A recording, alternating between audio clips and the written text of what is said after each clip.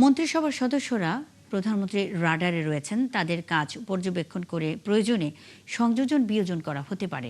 ৭১কে এমনটা বলেছেন প্রধানমন্ত্রীর কার্যালয়ের মুখপাত্র ও উপদেষ্টা মাহদি আমিন।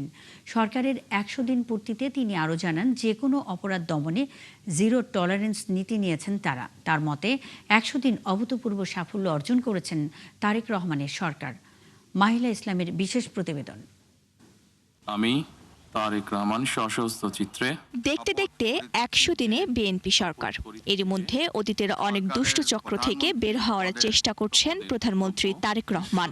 প্রোটোকলের বাড়াবাড়ি না থাকা আর সাদাসিধে চাল চলনে তিনি মন জয় করেছেন অনেকের। আইন শৃঙ্খলা থেকে অর্থনৈতিক খাত চ্যালেঞ্জে সরকার।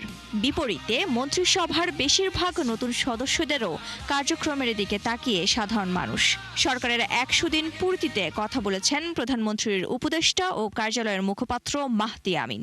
ফোটানোর ঝামেলা ছাড়াই নিরাপদ পানির জন্য ঘরে আনুন পিওরিট। কল করুন 16627। দেশের স্বার্থে, দেশের মানুষের স্বার্থে, বাংলাদেশের সার্বভৌমত্বের প্রশ্নে আমরা সবাই এক থাকব। তিনি জানান, সরকারের কার্যক্রম জনগণের মনে ইতিবাচক সাড়া ফেলতে সক্ষম হয়েছে। সরকারের যে রূপকল্প রয়েছে, যে প্রস্তাবনাগুলো ছিল এবং যে প্রতিশ্রুতিগুলো মাননীয় প্রধানমন্ত্রী বাস্তবায়নের নির্দেশ দিয়েছেন, সেগুলো নিয়ে ধারাবাহিকভাবে সমন্বিতভাবে কাজ করে যাচ্ছে। আলহামদুলিল্লাহ, গত ১০০ দিনে সরকারের যে অর্জন, সেটা অভূতপূর্ব। তবে নতুন মন্ত্রিসভার কারো অতিকথন কিংবা নিজ মন্ত্রণালয় বাদ দিয়ে অন্যদের বিষয়ে কথা বলা নিয়ে সমালোচনা আছে রাজনৈতিক অঙ্গনে। সরকার গঠনের শুরুতেই প্রধানমন্ত্রী তারেক রহমান মন্ত্রিপরিষদের কাজের মূল্যায়ন নিয়ে ঘোষণা দেন। মাহদি আমিন বলেছেন, এ নিয়ে সরাসরি কিছু বলা তার এখতিয়ারের বাইরে। তবে ইঙ্গিত দেন, কাজের মূল্যায়ন করতে প্রধানমন্ত্রী সবকিছুই পর্যবেক্ষণ করছেন। মাননীয় প্রধানমন্ত্রী স্বাভাবিকভাবে আমাদের প্রত্যেকের পারফরমেন্স, প্রত্যেকের উপর নির্দেশনা রয়েছে সর্বোচ্চ সততা, নিষ্ঠা, আন্তরিকতার মাধ্যমে সর্বোচ্চ জবাবদিহিতা এবং স্বচ্ছতা নিশ্চিত করে দেশের সেবা করে যাওয়া।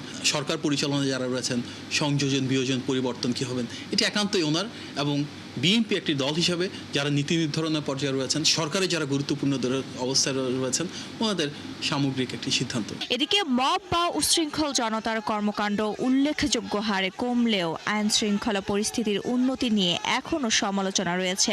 প্রধানমন্ত্রীর কার্যালয় বলছে, এটি ঠিক করতে যা করার তাই করবে সরকার। যেখানে প্রয়োজন আইনকে কঠোরভাবে প্রয়োগ করা হবে।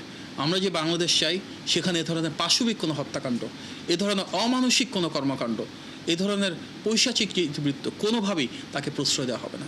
আমরা এমন দৃষ্টান্ত স্থাপন করতে চাই যেন ভবিষ্যতে আর কেউ একটিবারের জন্য এই ধরনের কোনো কথা চিন্তা করার সাহসও না পায়।